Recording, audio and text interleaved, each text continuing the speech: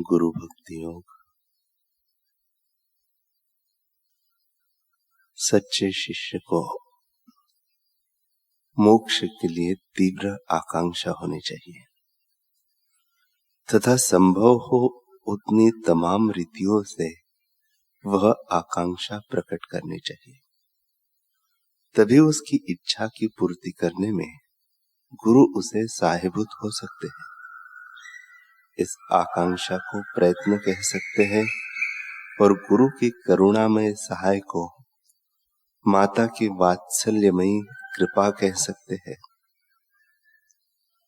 जैसे अग्नि का स्वभाव ही ऐसा है कि वह अपने निकट आने वाली प्रत्येक वस्तु को जलाकर भस्म कर देती है, वैसे ही जो मनुष्य कृपालु गुरु की प्राप्ति कर लेता है, उसके लिए किसी भी गुण दोष को देखे बिना ब्रह्मनिष्ठ सद्गुरु की कृपा उसके तमाम पापों को जलाकर भस्म कर देती है।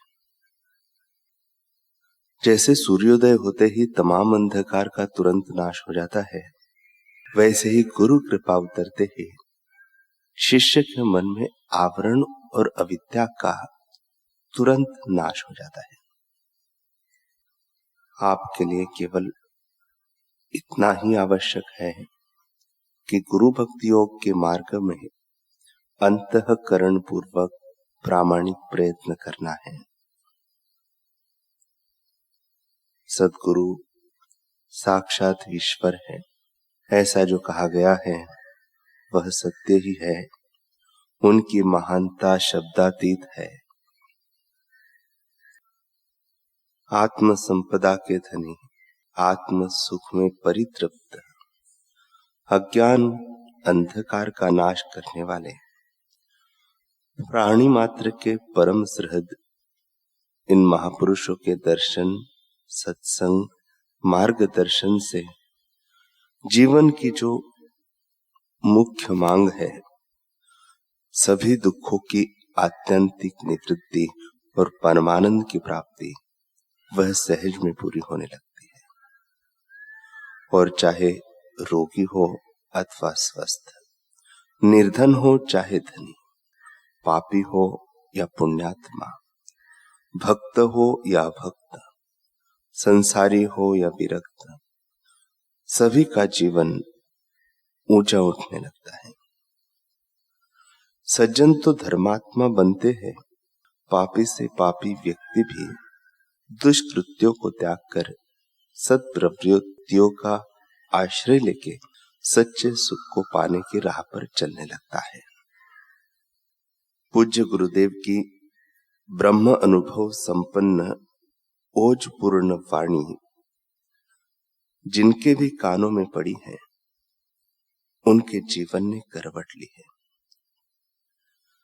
कोई पूज्य श्री से स्वप्न में अथवा ध्यान में प्रेरणा पाकर रोग चिंता से मुक्त हो जाता है, तो कोई पूज्य श्री के श्री चित्र के आगे आर्त भाव से पुकारने पर अपनी समस्या का समाधान पा लेता है। गुरुदेव की कृपा प्रसाद से असंख्य लोगों के बिगड़े काज सवरे हैं। बापूजी की कृपा से लोगों को जो अलौकिक लौकिक अनुभूतियां हुई है, उन्हें यदि लिपिबद्ध किया जाए तो एक दो नहीं कई ग्रंथ तैयार हो जाएंगे और फिर भी अनुभूतियों के अथाह सागर की थाह वे नहीं ले पाएंगे।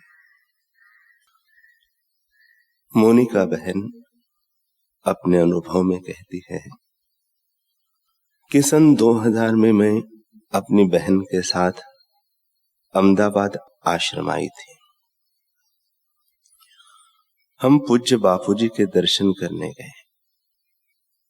गुरुदेव बोले, तुम्हारे पिताजी कैसे हैं? हमने बोला, बापूजी पिताजी तो ठीक है।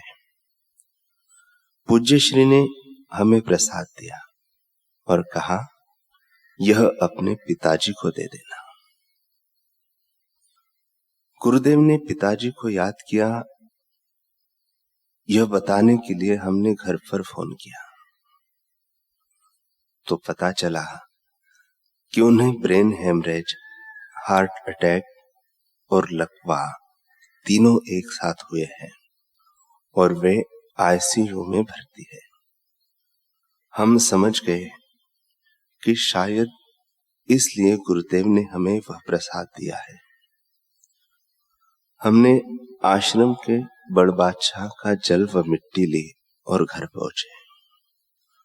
अस्पताल गए तो डॉक्टरों ने बताया कि आपके पिताजी को होश में आने में कम से कम 1 हफ्ता लग जाएगा।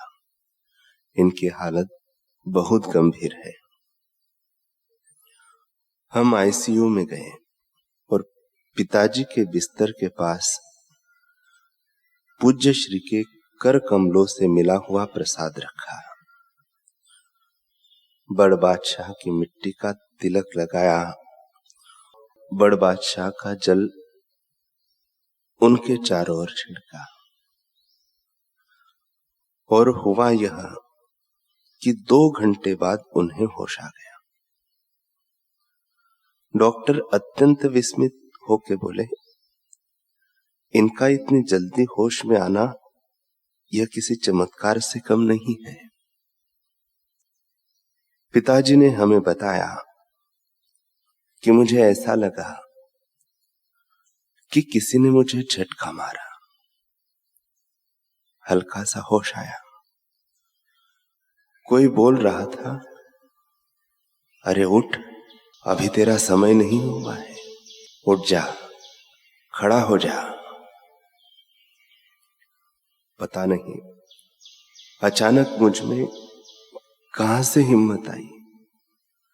मैं उठा और देखा तो वह कोई व्यक्ति नहीं, साक्षात बापूजी है।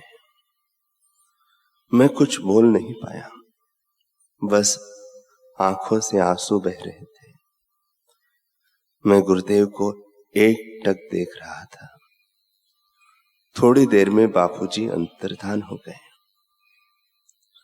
हम सभी की आंखें भर आई कि कैसे भक्त वत्सल है गुरुदेव, जो अपने शिष्यों का इतना ख्याल रखते हैं। सचमुच बापूजी शरीर तक सीमित नहीं है, ब्रह्म स्वरूप है, घट घट वासी है। जिनका इष्ट मजबूत होता है उसका अनिष्ट नहीं होता। गुरुदेव के सत्संग के इन वचनों का मैंने प्रत्यक्ष अनुभव किया है। 4-6 महीने बाद पिताजी स्वस्थ हो गए। उसके बाद और 16 वर्ष तक जीवित रहे।